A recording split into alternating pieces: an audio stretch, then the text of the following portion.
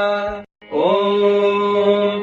नमस्ते अस्तु भगवन् विश्वेश्वराय महादेवाय त्र्यम्बकाय त्रिपुरान्तकाय त्रिकालाग्निकालाय कालाग्निरुद्राय नीलकण्ठाय मृत्युञ्जयाय सर्वेश्वराय सदाशिवाय श्रीमन्महादेवाय नमः।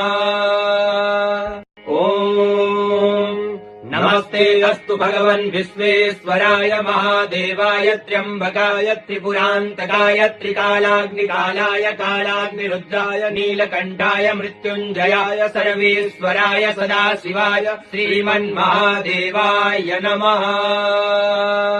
ॐ नमस्ते अस्तु भगवन् विश्वेश्वराय महादेवाय त्र्यम्बकाय त्रिपुरान्तकाय त्रिकालाग्निकालाय कालाग्निरुद्राय नीलकण्ठाय मृत्युञ्जयाय सर्वेश्वराय सदाशिवाय श्रीमन्महादेवाय नमः।